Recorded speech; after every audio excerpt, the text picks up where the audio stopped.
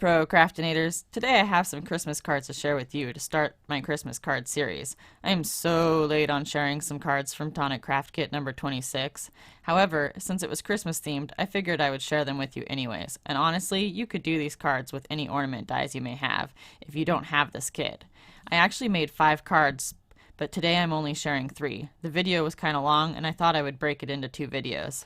I will share the last 2 in a few days. The first card I have to share with you is a spinner card. I just love these cards, don't you? I started by die cutting that shape out of the middle with some dies I had on hand. I don't know the name brand as I got these dies in a large lot of stuff I bought off Craigslist, and they weren't labeled in any way. Then I started by stamping the swirly stamp that was included in the kit with Versamark ink all over the card front. I heat embossed it with Ranger Clear embossing powder. Next I got my Tonic Easy Clean Matte and Nuvo glitter markers in Silver Mist, Blue Bliss, and Imperial Blue, and I scribbled them all over the mat. These are not included in the kit, but they were included in past kits. You can also purchase them on Tonic's website. After I scribbled them all over the mat, I lightly misted the mat with water and dragged my card base through the ink. I wasn't quite getting the effect that I wanted, as the ink just wasn't getting in those small nooks and crannies in the embossed areas. So I tried putting the marker directly on the paper and spreading it with a water brush, which didn't really work so great either.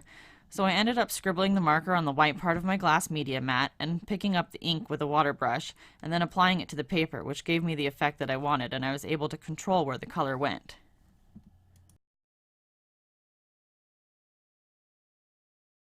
After I let my card front panel dry, it was time to attach my spinning ornament. I assembled the ornament off screen as it was fairly easy to assemble. I used the Craft Perfect Imperial Mirror card and the Craft Perfect Tropic Tide Glitter card, say that 3 times fast, and both included in the kit for this. I just sandwiched a piece of fishing line in between the 2 ornament die cuts. To attach the spinner ornament, I used 1/2-inch score tape at the top and bottom of my card base and aligned my ornament in the center. Then I placed the fishing line in the score tape. Next I applied liquid glue to my card front panel and to the score tape on my card base. This way, if I needed to, I could wiggle my card front into place if I did not get it aligned properly the first time.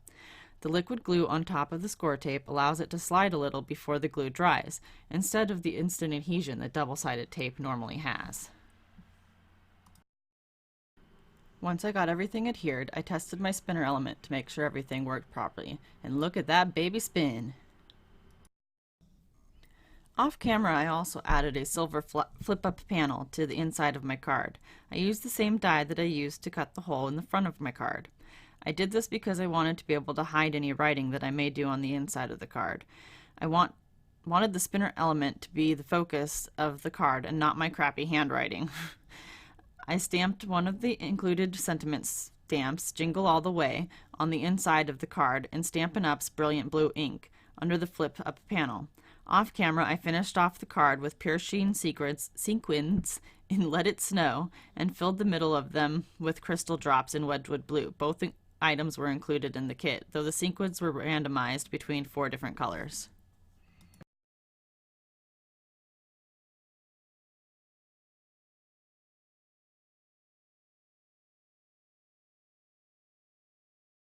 For my next card, I started off by stamping the snowflake stamps that were included in the kit in Versamark ink. I covered them in Ranger Snowflake Tinsel embossing powder. This was my first time using this embossing powder from my stash, and I was a bit disappointed in it. The glitter did not stick to the Versamark as well as I had hoped. So really, my snowflakes ended up being mostly white embossed with very few glitter flakes.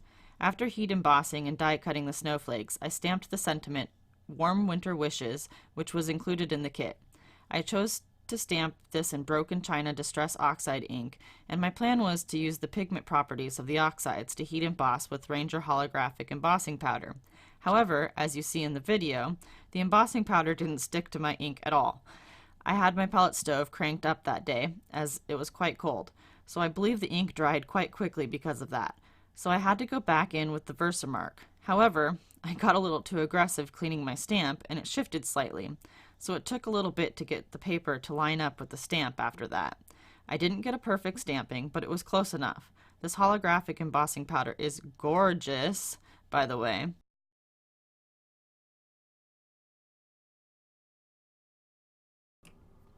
Off screen, I used the blue topaz glitter paste included in the kit and a Dilution snowflake stencil from my stash to create a card front. Then I fiddled around with all my pieces to figure out how I wanted them to go. However, I just wasn't happy with those snowflakes that I used the Ranger Snowflake tinsel embossing on. So I decided to ink blend the edges with Broken China Distress Oxide ink and my Amazon makeup brushes. Then I popped the snowflakes and my sentiment up on foam squares. I wish the camera did all the sparkle and shine on this card justice, because it really sparkles. This last card is completely out of place with the color scheme, but I just had to do something different. Again, I'm using the Warm Winter Wishes sentiment stamp included in the kit and stamping in Versamark ink. I coated this one in an embossing powder that I got from Hero Arts, my monthly hero kit, last year around Christmas time. It was the Advent Calendar card kit. The embossing powder is a dark green with gold flakes in it. It's gorgeous. Off screen, I inked Distress ink in Festive Berries, Aged Mahogany, Evergreen Bough, and Pine Needles through a Tim Holtz Holiday Knit stencil, using the tiny brushes included in the Amazon makeup brush set.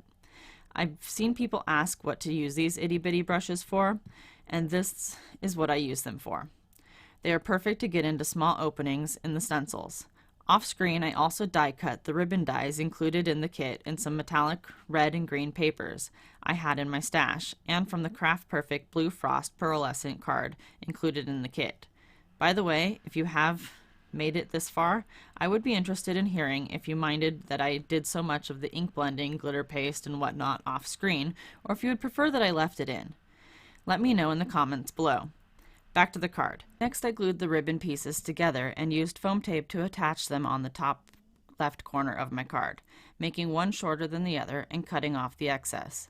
I also popped up my sentiment with foam tape as well. I glued it to the card base and then used a sand eraser to sand off a little bit of excess ink that I got on the side of the card.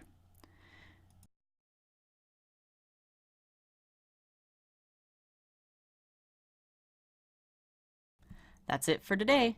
I hope you enjoyed the first video in my Christmas card series. I'm not sure how many videos I can commit to for this series, but I do hope to be able to put out several videos and Christmas inspiration for you. Thank you for stopping by. I hope to chat with you in the comment section below, and I hope you have a wonderful day.